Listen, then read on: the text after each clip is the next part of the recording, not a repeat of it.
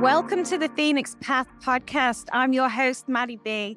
I am thrilled today to bring you Gretta Nance as our guest to this episode. Gretta is a trailblazer in the aesthetics industry at Amelia Aesthetics here in Raleigh, North Carolina.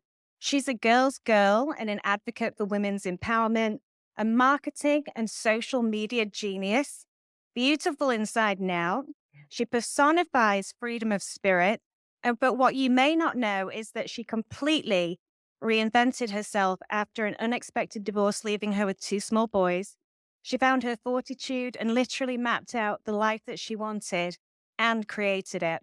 She found the love of her life and navigates everything with her inner strength and beauty. Greta, welcome. Wow, I got a lot to live up to, but also I got to accept that all hits and rings pretty true. There's a lot going on in this life, and I'm really excited to have gotten a second chance at it. Well, your story, we'll get into all the ins and outs of your transformation because I know our listeners will glean so much from it. Today, just really quickly, I know you've just gotten back from South Florida. Is that right? Yes, yes, and San Antonio. Went there the week before. Yeah. Oh, lovely. And so you were supporting a friend that had been through a surgery and then documenting it for social media. Is that right? Yeah, we have, and I did the same thing in San Antonio. We have 7 locations currently, 3 more slated to open in 2025. And yeah, it's a really neat experience. I've developed this love for a niche of supporting women before, during, and now even sometimes in the operating room and afterwards by being really comfortable, first of all, and understanding what people need. But it was really important for me to show women that surgery isn't scary or what really, like, it's not hidden, it's not secret. This is what it is. And it seems to make people feel so much better about taking that leap when they can see actually that while they're asleep and even afterwards, it's a lot, it's usually not what they think it is. And Yeah. so that is a lot of fun. Well, and I know I met you obviously a few weeks ago just for kind of a meet and greet to see if you wanted to come in here. And I know I followed you for about 7 years back from the days when I was at Midtown Magazine here in Oh, Raleigh. Yeah. And just seeing the adventures that you've had over these 7 years and then meeting you in person, I can imagine all these women going through the surgery just get a feeling of safety, and you're such a girl's girl that this is perfect for you. mhm. Oh, Yeah. I really have found the perfect career and it keeps changing. I've been Mhm. with Amelia, technically this year is 22 years and I've worn every hat, but this season is definitely by far my favorite because it keeps becoming more clear. I also feel okay saying to the surgeons, like, I don't work for you, I work for her. Mm. And sometimes I have trouble sticking up for myself, but I have no trouble sticking up for her. And when it comes to every piece of the surgical experience, literally from the first email they might get, I want to weigh in. That's not language that a woman would want to hear. Or, whoa, it is really great to work for a company who, first of all, asks for that. Greta, please look at this. Greta, please, does this hit? Does this sound weird? Is this helpful? And creating education, free educational resources really started for us around COVID because people couldn't come in. Mhm. And so it was like, how do we, and then we were looking for places that did it so we could, see what they copy. There was no one else. There are very few medical practices putting free educational content out there. It's like, no, you got to come in.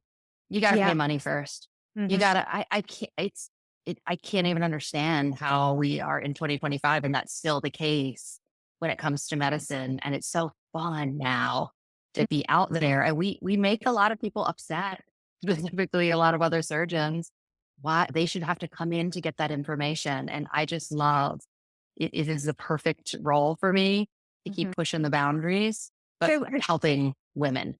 and so were you the founder of the Bust Mob? Was that your It idea? was it was not. It was something kind of Dr. Pyle specifically saw starting. I Yeah. think there were only about 4,000 women in the community total when Amelia purchased the group.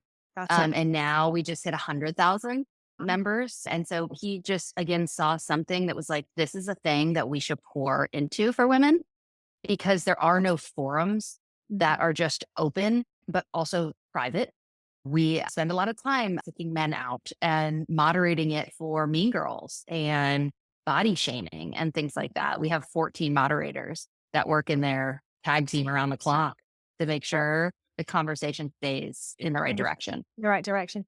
So I do want to, you just mentioned something then with regards to the body shaming and body image and all of that. And I know that you often snap pictures of you eating out, you work out. I think you have a home gym. And I know all this because I see you on social media so much. I know it's like an online diary, which is fantastic, a wonderful It branding. is. People get that human touch. They know who you are as a person. But what's your journey been with that? Has it always, because Mm, but I know you reinvented yourself. And I suppose this is actually a good place to go back a little bit to the beginning of your transformative, your moment that put you on your knees to begin this transformation. And we can get to the mind, body, and spirit. But going to that, just so the listeners can understand like where you begun when you mapped out the life that you wanted. Take us back there and then we'll get to the body stuff. really. You mean technically the on your knees day? Yeah, yeah. Oh, the moment. Yeah, what happened? Just so the listeners can understand. And then when did the fortitude, that inner strength come in? Like Yeah. what did that look like? Yeah. It's funny. It was just the anniversary of it 10 years ago last week. And I do still want to post about it. I'm always a little hesitant because my children are getting of the age of social media. And I love talking about my divorce, but I also am funny about who the very few people in my life that I don't want to share everything. But for every other woman, I want to share everything because it was just something that I didn't see coming, was so tough for me. People didn't know how to support me. I didn't know how to ask for support. But I'd been married for 15 years. I had two small, I think my sons were 3 and 6. Love my job. I've been here for so long. I paid full focus on my job and didn't really focus that much on my marriage. Neither did my husband at the time. And especially in the last year of our marriage, neither of us were acting as proper married couples should. So it should have not been a surprise to me, but it really was a surprise to me when he just came home one day and went, I don't want to be married anymore, and walked out that day. Mm. And that's when you and I did have that discussion. I think I'm a pretty strong person, but at that moment, I think I sat under a blanket for 8 to 10 hours and just shook and was in shock, but also terrified. And that is a very uncomfortable feeling, but it never occurred to me that might happen. Yeah. So everything running through your mind from children and parenting and schools and finances and home, we have a house and we even worked together. Oh I'm not sure God, I even that's a mentioned whole that other, stuff. yeah, that's a Yeah, whole other level. that was really a piece of, well, at least one of us is going to lose our job, but could both of like it was terrifying. And so, but I'm a planner. And so it was safety to me to start writing things down and mapping it out. And so specifically, we have these big poster board, sticky things at work. And I went into work and got a whole bunch of them, put them on my wall in my apartment. I was living moved right out and got a 2 bedroom apartment for the boys and I, no furniture. But I put these things up on the wall and I drew a grid. And looking back, what I was doing was making a wheel of life, but I had Yes. never heard of Zig Ziglar. I had never heard of that expression before, but I knew I had only been focusing on work and my kids, but there were a whole bunch of things I was ignoring: financial, obviously marriage, even spirituality, fitness, even girlfriend. So I was solely focused on my kids and work. And that can only, I love the analogy of a flat tire. If you've got a flat part on your tire, you're only can go around so many times before something's going to break. And my marriage broke. It's easy to say now, 10 years in, it was still the best. It was the best thing that has happened for all of us because everybody is in a much better place. But it took a little bit. But yeah, I got home and I started writing things like, I think I even wrote health and then made a category and friendships and all of these things that I hadn't done or thought of in so long.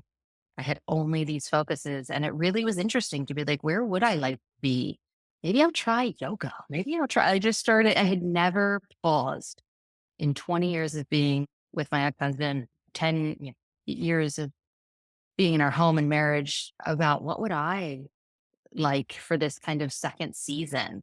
And it really started there, especially financially, of I'm responsible now. I am fully responsible. And even though I had my finger on the pulse pretty much throughout, it really became 100% my responsibility. And those were some really hard, scary Mhm. first year, but I have the strongest memories. And so do my boys now of even that apartment had a pool and they still talk about that pool. And it's so funny. I'm like, God, we were sleeping on mattresses on the floor, but y'all remember the pool. And I'm so grateful for that. Yeah, I love that. Yeah, I can completely relate. When I got back, I took some time away to get healthy, and then I came back and got McLean back half 50-50 after going through my Mhm, divorce as well. And we had the studio. We slept on a sofa bed. We had a microwave that somebody had gifted me. And we were like pigs in muck. We were just mhm, happy to be back together. And then we made it into an apartment. I had a one-bed apartment with a sunroom, so we made the mhm, sunroom into her room. That's when I was working at Midtown Magazine. So I mhm, know that moment, like you and going through a divorce as well, it's terrifying. It's terrifying, and obviously now you're taking care of everything, and as a single woman, even without children, just running a house, running your life, working out, seeing friends, it's a lot. It's a lot. So I can completely relate to that. But you took it to your what you have manifested from doing that wheel is just phenomenal and finding the love of your life as well. But take me back to that wheel. mhm, What was the first thing you started to work on? Where did you see the most growth? Because I'm sure some things you had 60% on, or other things you were like, mhm, okay, I've got this, I'm at an 80. But where were the things that you really had to double down and maybe even ask for help with? mhm. I don't think self care was ever even in my vocabulary. And now it's probably the strongest part of my wheel, which I probably have to keep in check sometimes, but I had no concept of filling my cup. I can't even my life would have been so different at that. I still hopefully would have gotten a divorce, but it would have been on my terms and in a much different way if I would have been filling my cup. So any of that fitness, meditation, journaling, reading for pleasure. I am a reader. I always was as a child, and that just didn't happen for 15 to 20 years. It was work or then take care of the kids, which I was doing 90% of, and even in my marriage. And so that was a big piece that I started dialing back work. I was definitely, I'm a not, I wasn't avoiding, but distracting myself for my marriage. So I would come home and just keep working. Yeah. And I didn't need to be working like that. It was not necessary. And so recognizing and honestly getting away and being home alone, I really found I was enjoying it. And then I didn't want to work. And then it was okay to get outside and do these things. But at that and financial, that was a really scary piece of it. And again, I tell every woman that I know, I don't care how happy your marriage is, please maintain a great credit score and have some money set aside for Yeah. you. I'm very lucky that I had a good credit score because I would not. I see how so many women get stuck.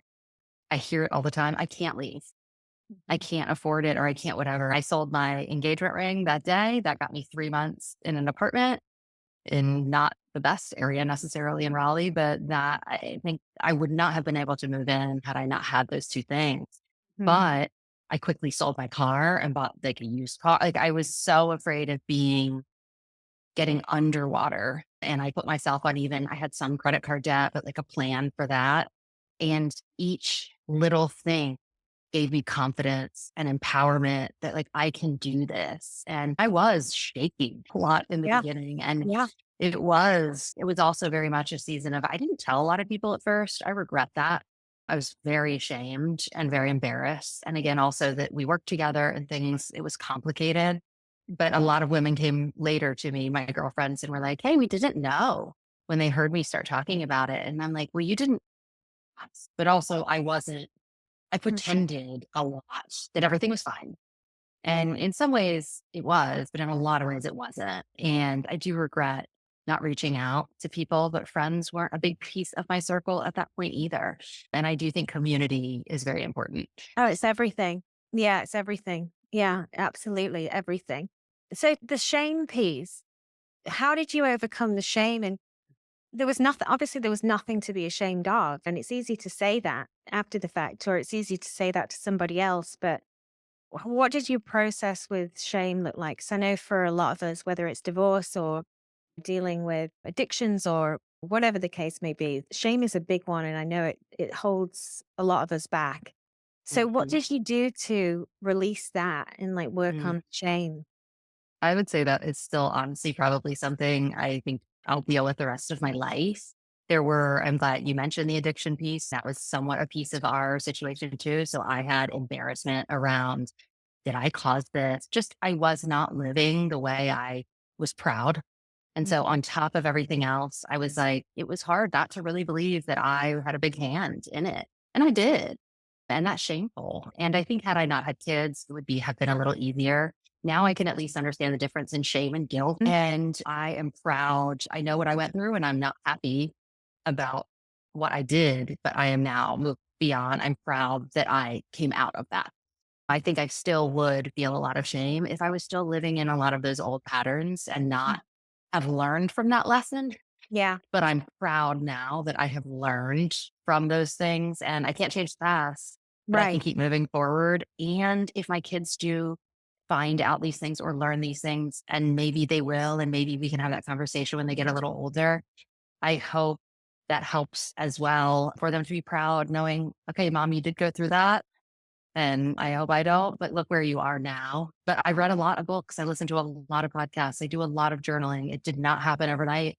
It was 1% every day, and it still flares up as my kids are getting older. We are starting to have these conversations, but I think it's a piece of being a mom in general too. 100%. I definitely have dealt with that with going down paths that really ultimately I wasn't aligned with. And I think that's where the discord is because you're acting in a way that really isn't who you are. So from what you're saying is so powerful that it's really one decision at a time, making one decision at a time that's aligned for you, whether in mind, body, spirit, whether it's with your children, your finances. Each of those small decisions ramp up and help the help dissipate the shame, I think. Yeah. And you can't cheat time. Time takes Mhm. time. And I hate it when people say that time takes time. I'm like, oh my God. And then I'm like, it does though. It does. It does. Time does take time. No. Yeah. Yeah. Thank you It for took that. me Yeah. 15 years to get into that mess. And I did recognize I had to unwind it slowly. And taking that time to put those things on the wall, now I'm obsessed with like yearly personal retreat and like pauses of, am I still going in the right direction? And I was 36, 37 when I got divorced. And I don't think I had ever taken the time to sit down for 37 years and go, what do I want my life to look like? I think so many of us just go to school and get married and we have a kid and we hang out with our friends and hopefully you don't start drinking like we did. And that makes you make a lot of bad decisions and you're just getting up then and trying to feel better the next morning Yeah. and get through that day. And looking back, I was just, who knows where we had no map, was just going all over the place. There was no working towards something.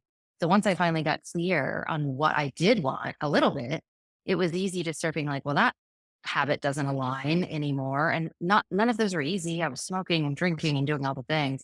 But honestly, obviously the drinking made probably the biggest difference because I had trouble controlling my decisions when I 100. was drinking. Yeah, absolutely. You lose the connection with your inner compass.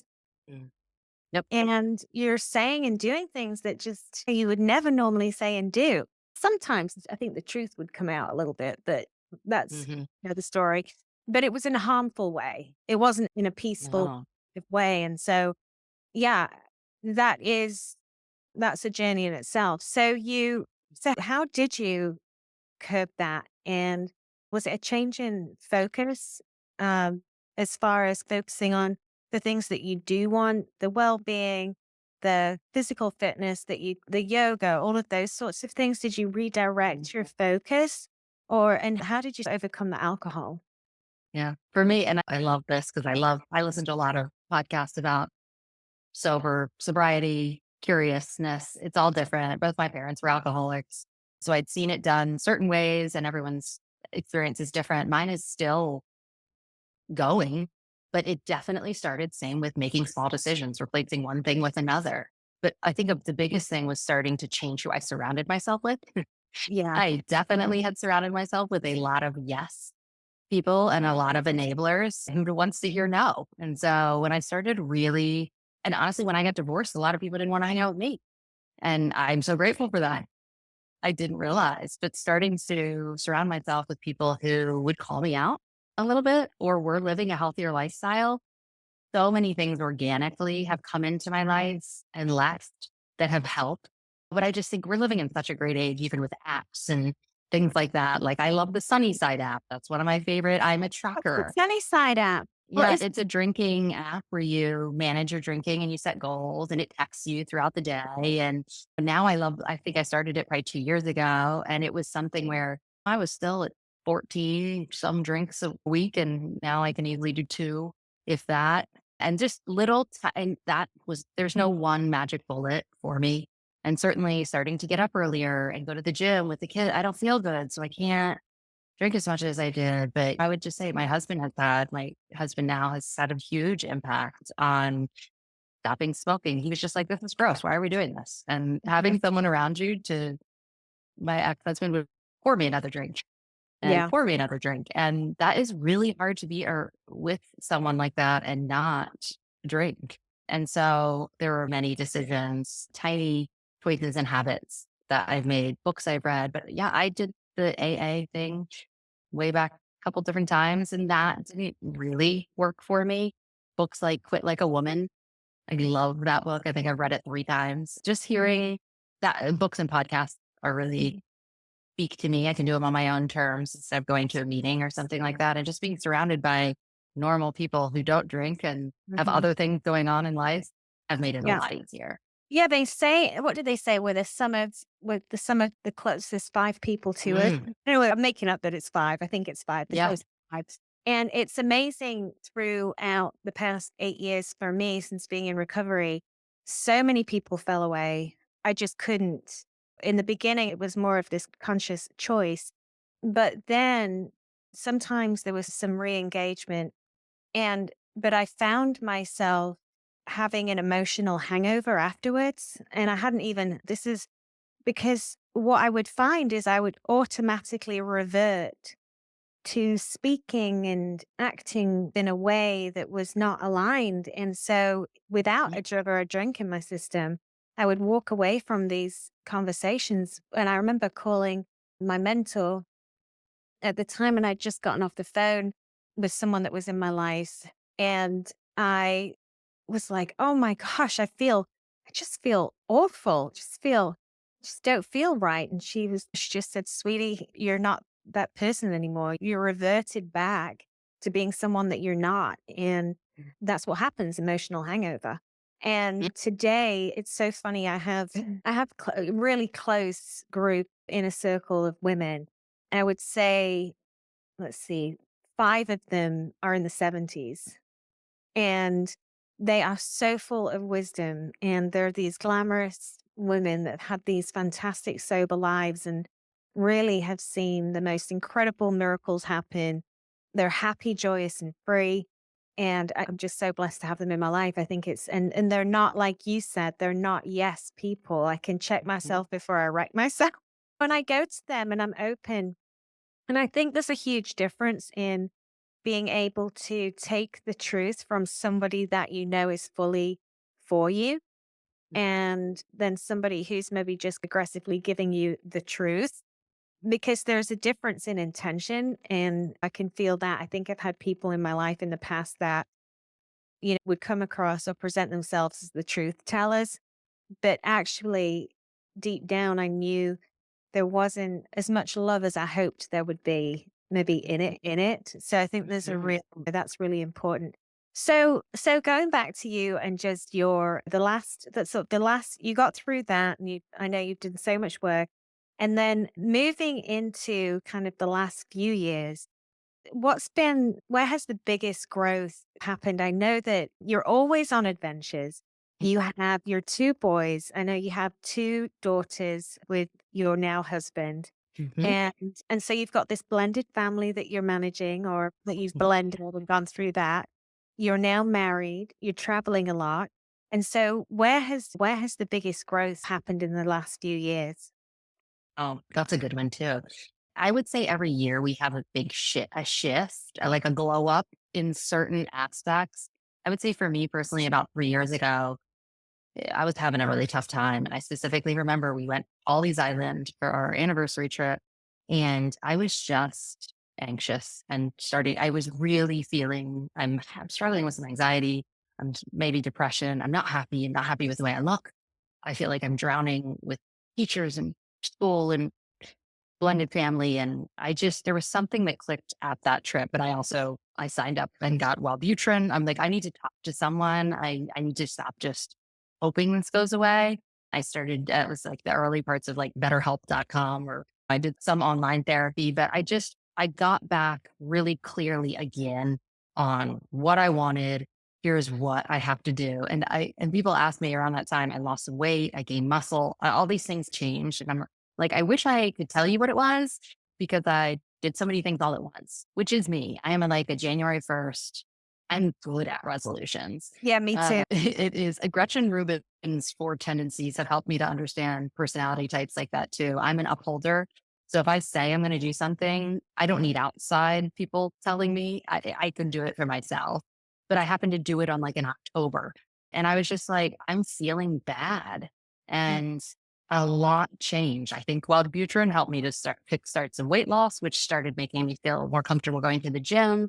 And it just really snowballed from there. So I would say that was a big one, like making time and that being okay for me to work out, which turned very quickly from 3 days a week to 4 to 5. And sometimes I do 6 now, and also then I started walking every day. I'm like, I need to get outside. The right books started coming my way, the right people, the right apps. And so a lot really changed for me physically and mentally around that time. Sure. And then what I would also say this past year with therapy with my husband, we've been doing couples therapy, and that just to help us navigate, especially this communication.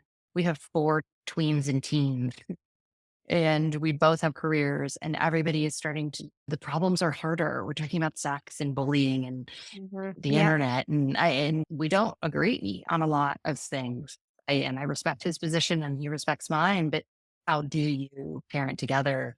That has been really difficult. And I love that we found someone and he makes the time and I make the time to do that. It has been so important. And even though it was only meant to be like, we'll just do 5 sessions and get our questions answered, it's now something I hope we continue as long as we can afford it. Because it has been last night we had some tension about something, and I'm like, I can't wait to talk to Dr. Strauss about this and Mhm. see what his perspective. And it's part of our marriage now, but I am intensely focused on not making the same mistake again. And what's nice is we both have had similar marriage experiences, and we were both now, oh, this actually takes work. And Mhm. everyone told you that when you first get married. I had no clue what that meant.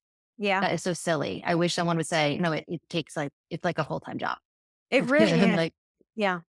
Mhm. Yeah, it's so awesome that you found somebody that wants to do that work with you.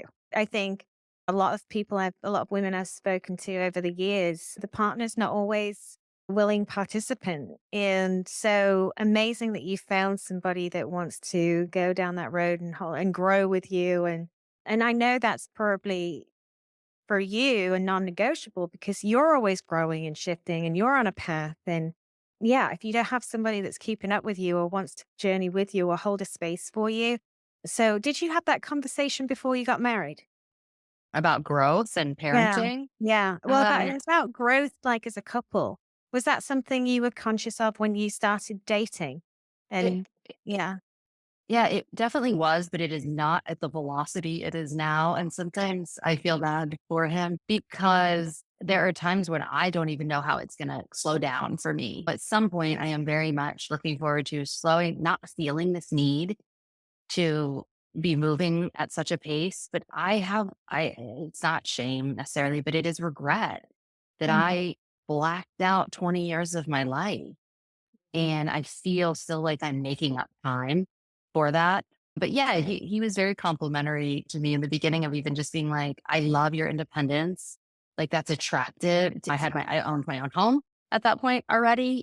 And I very comfortable financially. I don't want your kids. I don't need even your last name. And I think that is unusual a lot of times in the dating world.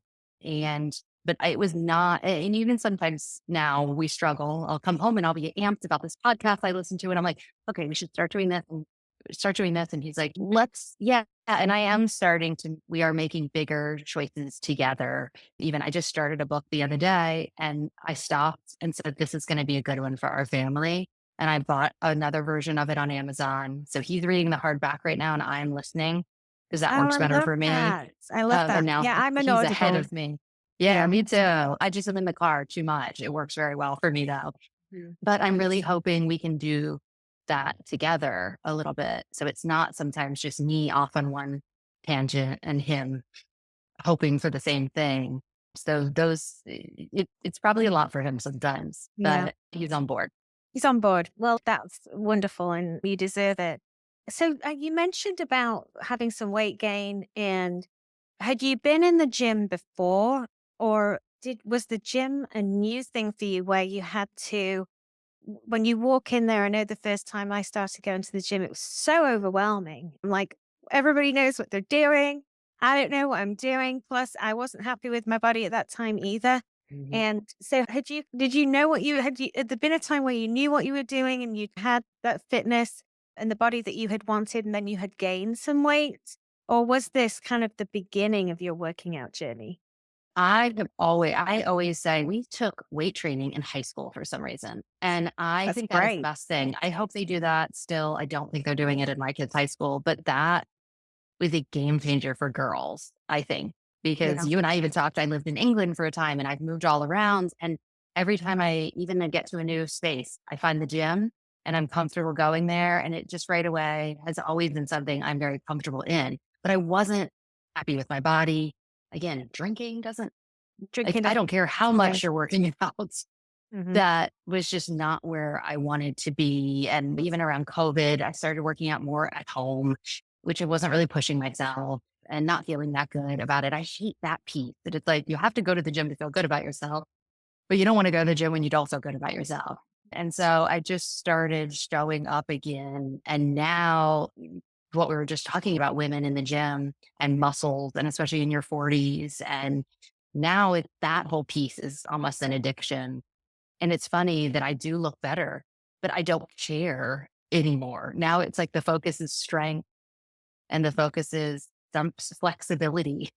And Yeah. then like, because obviously I'm not going out and trying to get attention, unwanted attention, Hmm. like was a piece again of the whole drinking unhealthy part of my life. A lot of that has shifted.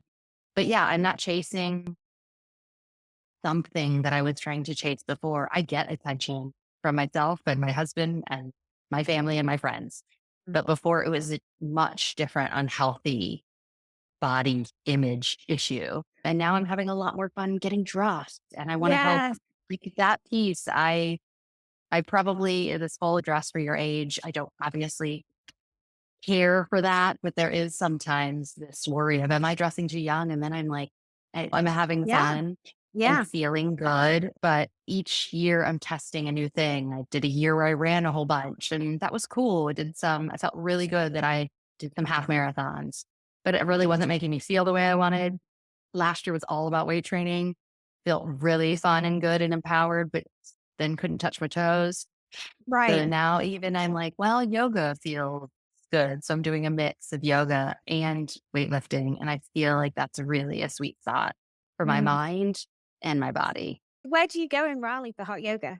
I started going to Dose Okay, heard of in that North one. Hills. Yeah, they're great. They have one downtown. And honestly, it is terribly difficult. I think it's the mental thing. Again, I Absolutely. am a distract myself so I don't have to hear my own thoughts, which again, the alcohol was a big piece of. I am much more comfortable with my inner thoughts now, but even still at the gym, I like to listen to loud music and lift heavy weights. This is entirely different. Mhm. It's listen to your breathing, listen to your body, hold this uncomfortable pose. And so honestly, I think it's better than therapy in a lot of ways. And you're just dripping sweat. And there's something therapeutic about that too. And Yeah. leaving it, I'm on a cloud every time, even though it's torture.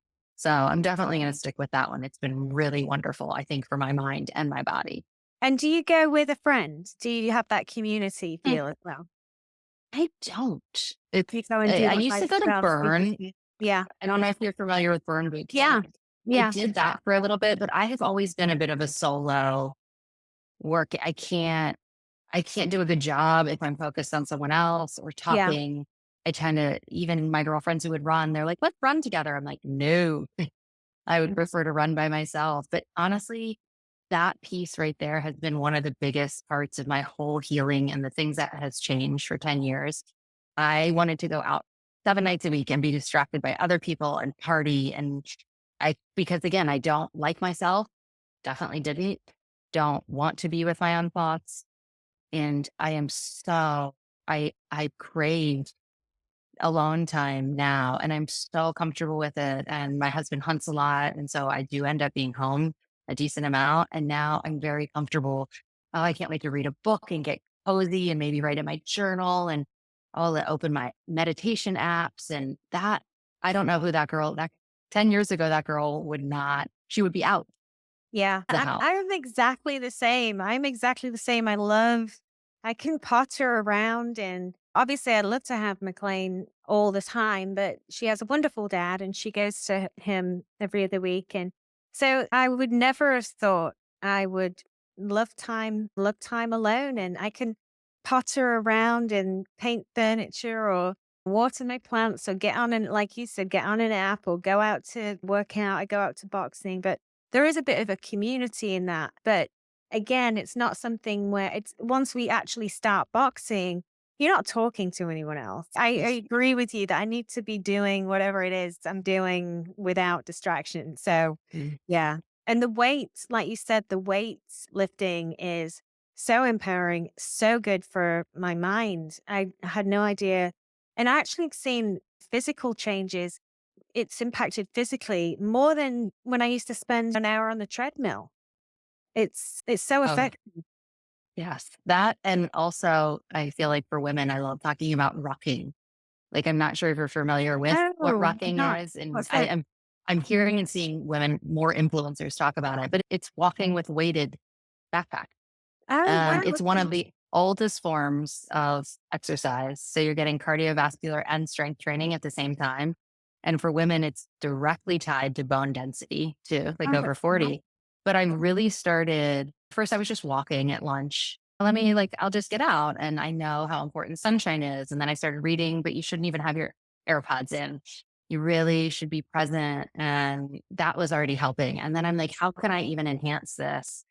So I don't know how I came across it, but I started reading books or hearing it on podcasts. And then first I just started with a backpack that I threw a bunch of cans in Yeah, and made it heavier. I think I had books in it. And I'm like, oh, wow, this is really taking my walking like up a notch. And my posture seems better. And my calves are getting more muscular. And now I have an actual rock bag. And I just think that is a cool one for women because I feel like you can hit a lot of things at one time: yeah. cardiovascular, strength, vitamin D, being outside, and then do it without your AirPods and work on some breathing while you're doing it. And man, you just got an awesome 30 minutes, you That's know? amazing. How so you do 30 minutes. What do you walk about 2.5 miles in that or I try. Yeah, I try. It just depends on the day. Luckily, my office is attached near a neighborhood. And so, yeah. and what's really funny is it's the neighborhood where I got divorced in my Oh, is house it and I had my really? baby. It's Yeah. so So you like know it well. whatever. Mhm. Yeah, and it's so funny, and so I walk these neighborhoods every day that I'm like, "Oh, that's where we trick or treated with my babies." Like, it's a very strange That's experience, but I think that is really, and my husband got one now too, and I have an extra one in the back of my car because my work people, I'm like, "Hey, let's go if they want a meeting," and I'm like, "Can we yeah. walk?"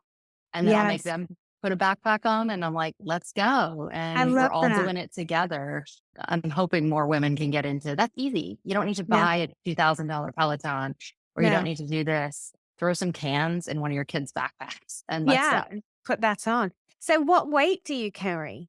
What Now weight? I have these rucks specifically come with plates. So we Yeah. have like a 25-pound plate, I think, and a 35-pound plate. And 25 is fine for me. It doesn't get me too sweaty. in the middle of the 25 is day. no joke. 25 Yeah, wait, it's is that strong, Greta? no, it is, and it's Yeah, a workout. You'll see. Like, I yeah, definitely encourage everyone to give it a shot. yeah, But I'm there's gonna get tons one. of yeah, Yeah, famous fitness influencers really starting to talk about it specifically for women, and it's specifically for people who don't have a lot of time. yeah, So I think it's a really cool option for sure. yeah. I love that, I love that. Thanks for giving us insight. I love to know, I'm like, What does she do, and how does she do this?" And you put a lot out on social media. I wanted to ask you, are there any days where you're not we all have good days and bad days, and Mm, or good days and tough days, or even when you were going through some of that anxiety and depression. mhm, What did you do to keep showing like that? I know there's a fortitude in it to just suit up and show up anyway. But how did you, and if you have those days, how do you keep showing up like you do? Because you show up every mhm. single day.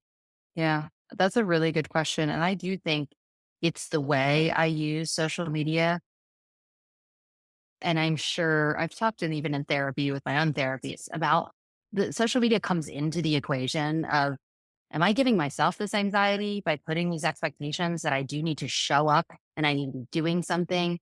And I have evaluated, I think about that a lot. I want to make sure it's not that important. I don't have to do it. It's not my job, technically. Like Amelia would still hire me and pay me if I deleted my account tomorrow, which is really nice. But that's my community in a lot of ways.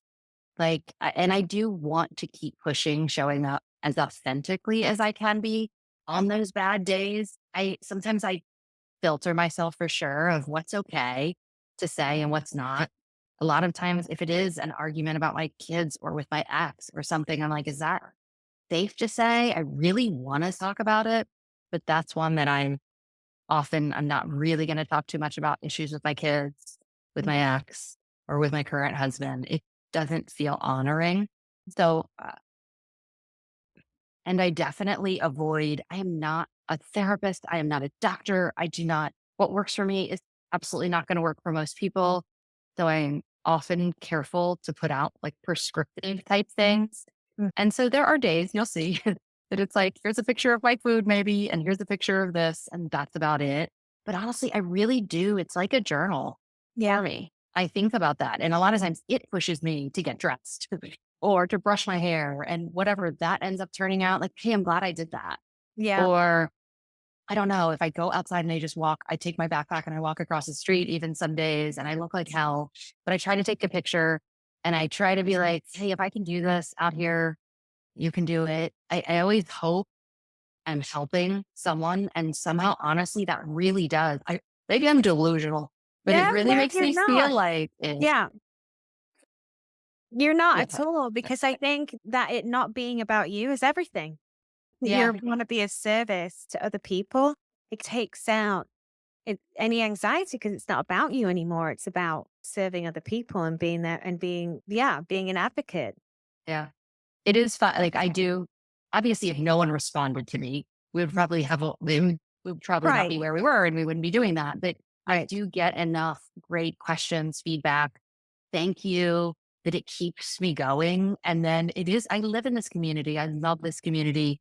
Many women come through the doors of Amelia and back out. And I see them at Target and Walgreens and they will come up and be like, say something about that thing or that thing I posted, or hey, I started rucking. And I'm just like, that is like, I'm doing the thing. These are my people, even though we might not be in a group face to face always. I really think Instagram and social media in general can be used in a healthy way. Though, Yeah. honestly, in the beginning of our marriage, it was tough. I was probably feeling a bit too need to be responsive and having trouble learning how to, well, someone else is in my life now and wants my attention too. And so honestly, for our first couple of years of our marriage, we definitely battled with the phone thing and Yeah. trying to put boundaries around it and all of that. But I feel, and he might say differently, but I really feel like we've come to I'll take some pictures and then I'll post them later. Yeah. Or I'll try to do it more at the office. And because they're okay with it too. I am so grateful that Amelia is like, no, keep sharing your stuff.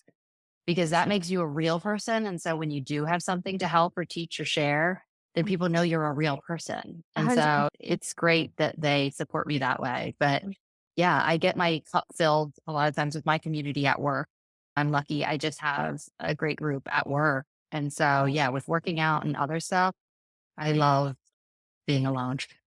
You have really created life that you love. And I think there's no greater success than that. You've got healthy boys and a healthy marriage that you both work on that's as healthy. It's healthy. I don't want to say it's always super healthy, but you're both willing participants in growing together, which is everything. And then, of course, all your success at Amelia is just amazing. Well, we are at that time, but what I wanted to just make sure that everybody knew where to find you, follow you, and get in touch. So, what are the best ways for everyone to do that? I guess going back again to Instagram, it's funny. I went to a mentoring event this week and you're supposed to bring business cards. And I'm like, I don't have business cards. Just go to Instagram.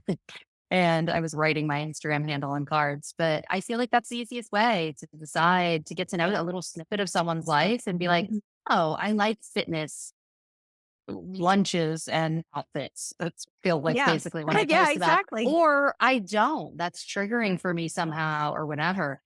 I am not for everybody. I understand that. But yeah, it's Greta Nance. It's just at Greta Nance. And I get to be Greta with two T's. I know I there's a love lot of it. Gretas with one T, but yeah, I'm Greta with two T's. So Greta Nance, all one word with two T's. And Hmm. Greta, I just want to say this has been such a special time with you. I can't thank you enough for saying yes and jumping on here. You really are a trailblazer. And after watching you go through everything that I've seen you do and all the travel and everything else, it's so good to actually get to talk to you like this and connect with you properly. And we'll have to stay in touch for sure. Yeah, I would absolutely love that. And I would say to people to keep coming at me with the like, people feel okay to say really uncomfortable things, I think, to me. And it's my favorite thing. It means that we've gotten somewhere and it's not superficial. And so nothing is ever off limits. And Yeah, I am that person. And I love that. Like, we all have crap we're going through and will continue to go through. And I love that you're talking about it I because love we that. Oh, pretend like it doesn't happen or social media can make it seem that way. yeah. But it's talking through it is how we connect and learn and grow. Well, I know you'll have helped so many women and even men that are listening to this today to give them some insight into what we all go through as women, I think. But yeah, thank you so much. I will stay in touch with you. And if you like this episode, please like or share it and follow us, The Phoenix Path, Maddie B. On YouTube, we are working on Spotify and Apple iTunes as well. But thank you, Greta, and we'll be back with the next episode soon. Awesome. Thank you so much, Thanks, Maddie. Greta. Thank you. Bye. Bye.